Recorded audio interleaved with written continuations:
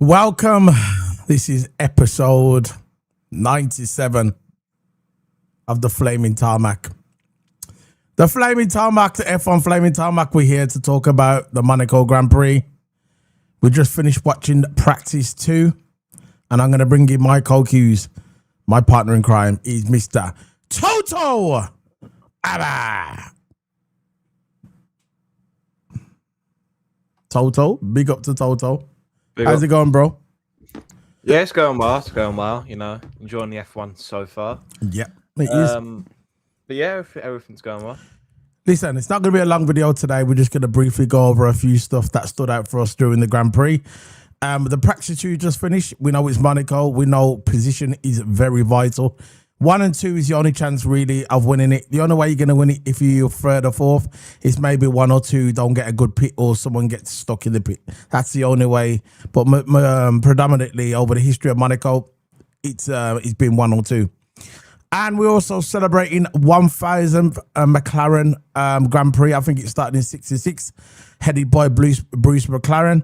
And congratulations to them as well. McLaren 1000 races in Formula 1 is absolutely outstanding for them. But the star of the show and the star of the podcast this weekend are the 2 Ferrari boys. They're trading blows like heavyweight boxers. It's Leclerc, Lewis Hamilton versus Charles Leclerc. I'm just going to ask Toto Hammer very briefly, what do you think of the times and the way they're trading blows in this Monaco Grand Prix? They're clearly the favourites for the weekend. They're clearly the benchmark. They dominate Mercedes in practice 1 and 2. Verstappen in the mix as well. Yeah. But yeah, it's just it is track specific because Mercedes last race they absolutely dominated last race, and now. I wouldn't say dominated, but you know they led the last race. And now with this Monaco, it's a complete shift to now the Ferraris being more of the fastest car this weekend. Of course, it's only practice 1 and 2s, but when they're doing the quali runs, it seems like the packing order is Ferrari's leading it. Ferrari's leading the packing order, and not really much separated between Hamilton and Leclerc. It's almost like a 10th or even less. Between them both, I think, practice 2, Lewis set a 1:13.0, and Leclerc set a 1:13.1, and so you know there's not really much separated between them with Hamilton and Leclerc. Of course, quali is going to be the one that everyone's going to be watching because the quali basically decides the race, mostly decides the race because of course you got pit strategy, something could go wrong in the pits. But what really wins this race is your quali time and a good pit strategy, in my opinion. What was weird around here is that I wouldn't say weird, but the soft tires is not as good around here. Mediums is actually better. Probably for the race trim. And Ferrari set their fastest times on the medium tires, you know, and they went at least 20 odd laps on them.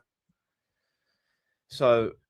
Regarding Ferrari, you know, the most likely going to be the quali benchmark, the fastest car around here. And we're only saying this from the 2 practice sessions. You never know. Mercedes could just randomly just come up, or Red Bull can randomly. We don't know. We don't know really. But seeing practice 1 and 2, Ferrari is definitely ahead of the lot. Yeah, the one for me, the one that stands out for me is if there's anyone that's going to pick up the pieces, I would say, I'm just say the Ferraris get delayed in the pits here. They get delayed in the pits. Somehow they get delayed in the pits, which I don't think they will. But you never know, it's Monaco. Or they happen to crash into each other, which is a possibility as well. Remember, Lewis hasn't won a Grand Prix for a long time. Lewis wants to, I think there's a record now. If Lewis wins this weekend, he'll be only driver in history to win 3 races at 7 different tracks, something like that. So that's another record he's chasing, among others. I don't think there's many records that are left for him to break. So yeah, Lewis is going for that. Lewis wants to stamp his authority in the team. He was over the weekend. It was clearly he was speaking to the press conference, looked happy. He said he's happy with his new race engineer. He calls him the Italian Bono, and he's really happy with the communication between him and his race engineer, which is very, very vital for a driver. You know this, Toto. The most important thing for a driver is the communication with him and his race engineer. That's it. This is why he was struggling last season, and Lewis is right there at the moment. Charles just signed a new contract. I think he's on like $50 million deal for the next 3 or 4 years. Not as much as Lewis, but I know he's on 40 million. Round about that number, don't quote me on it. But overall, yeah, I think the Ferrari is definitely the favourites. I think if there's anyone, like I said at the beginning of my points, if there's anyone going to take up the pieces, it'll probably be Max Verstappen, because he's like in practice 1, he was 3rd, and in practice 2, he was 3rd, I think, as well. So I think Max Verstappen, he's that guy. He's going to.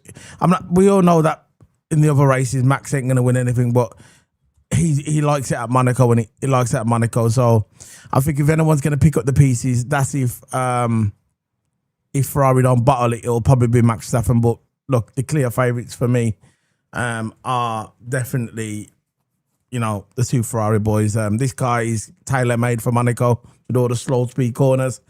This is where they're going to excel. I remember the fastest car don't always win it, but this car is definitely ready for Monaco. That's what I think. Yeah, definitely. And it will help him in the championship as well, because it's still early in the season. The championship is not decided yet. You can't just say, Mercedes. I said Mercedes from now is most likely to win, but again, there's still a long season to go. There's still a lot of upgrades to be put on. There's still a lot of tracks, because track dependent can actually come into play. Because this Monaco Grand Prix, Mercedes are nowhere near Ferrari.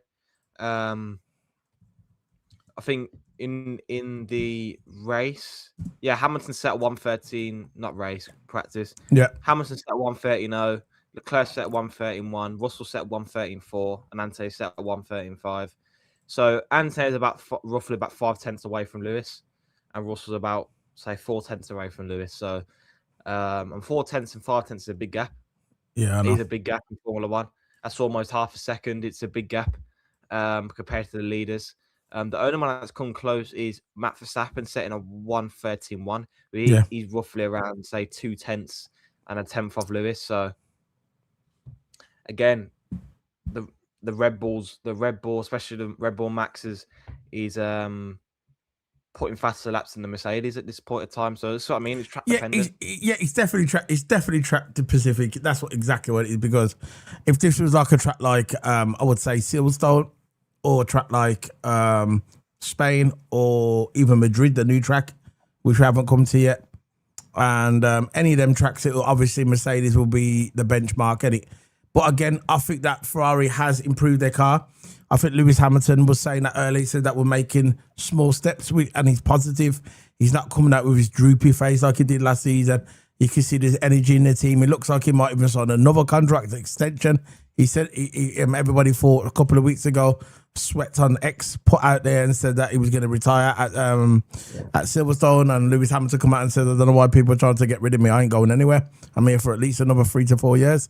So that's good news for Formula One. But Lewis Hamilton, all he needs is a half decent car, and he can do some damage. You get me? He can do some damage. That's all he needs. And Lewis, okay, Charles is good round here at Monaco. This is his home country, but Lewis is good round here as well. You get me? He's won round here as well. And if you've got the right car, you can do it. So this track, Monaco, I'm not the biggest fan of Monaco. I'd rather play it on the sim than watch it on the TV. You get me? So if you like, you're a sim driver, what's your thoughts on the track with regarding sim converting it into watching in real life? How do you feel about the track? Of course, there's a new chicane in there. There's a new chicane. Yeah. A lot wider than before. But yeah, I think since the cars are a lot smaller, It's wider. I didn't know. It's more. I say it's better since the cars are a lot smaller, because we all know smaller car, it's easy to get around the track, and it's easy to race on. But again, with Monaco, the cars were smaller before.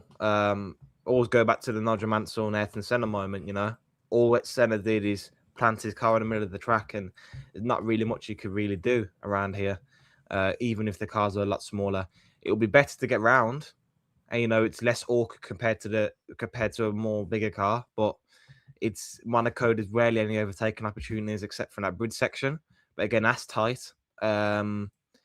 There's not really much you can do, but maybe the bridge section is the only one you can actually get an overtaking opportunity. Maybe the main straight, but again, it's tight. You can't go 3 wide going into corners in Monaco. You can't. If you have, one of them is going to be in big trouble. One of them is going to have an incident. So, yeah, Monaco's always been a tight track. Always been a tight track. It's a street circuit. Not in the fact some other street circuits have overtaken opportunities. What really is a big downfall of this track is just is the overtaking, and especially coming into the race, you got to get your qualifying right and your pit stops right. That's what decides the race. But you can't really overtake on here, so you got to try. You got to try not make any mistakes, really. Yeah, I know exactly where you're coming from.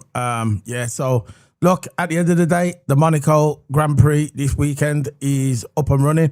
1 and 2, Ferrari looks the clear favourites. There's going to be a practice 3 tomorrow. And then we're going to have the qualifying, and we'll do the review on Sunday. We'll do the review on Sunday evening because it comes on, I think it's at 2 o'clock in the afternoon. So we'll probably do it straight after. But so as soon as the race finishes, guys, if you're watching us, we've got 8 people watching. As soon as the Grand Prix finishes, we're going to go live straight away with the review, and we're going to talk about the weekend. And the last time we did that, we've done all right with the people watching us as well. So, yeah. So, Toto, anything you want to say before we head off, bro? No, all I'm going to say is that hopefully something interesting happens. But probably the most entertaining part of the week will probably be quali and practice. Probably the most entertaining parts because the race could be interesting, but again, you're rarely going to see any overtaking, man. You're rarely going to see any overtaking. It's only 1 or 2 who's got the chance. That bridge section and maybe the main straight, but no. The only way that people, if there's 1 and 2 fighting, usually if there's 2 people fighting, 1 and 2, the only way that the second place beats the first place is in the pits. Could you remember that year when Daniel Ricciardo was winning the race, and then they pitted him?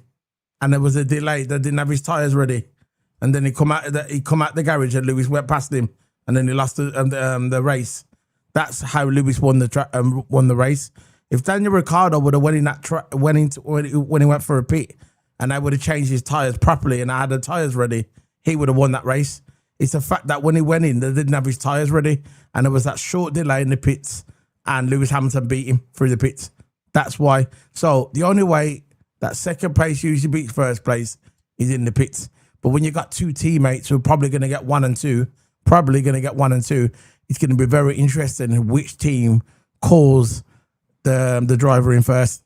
It's going to be very interesting. It's all about strategy, and it's all about mind games as well. So, guys, that's it for the F1 Flaming Tarmac episode 97. We are also on Spotify, and we're also on YouTube, X, we're everywhere. So, guys, remember, the Discord channel is there if you want to join that as well. Big up to everybody on TikTok as well. I can see you guys. Big up to Hussein. Big up to you on TikTok. Big up. And that's it, man. We're heading off, Toto. Anything you want to say, go before we head off? Nothing much. I'll be live literally straight after this, to be honest. So we've got a live stream later on. So yeah, we've got a live stream. So this is also streaming on your sim channel as well. So we're watching. So if you're watching it on there, this is also on Total Hammer's sim racing channel. So guys, he's gonna go live on his F1 as well. So yeah, see you later, guys. Big up. Bye. Big up. Bye.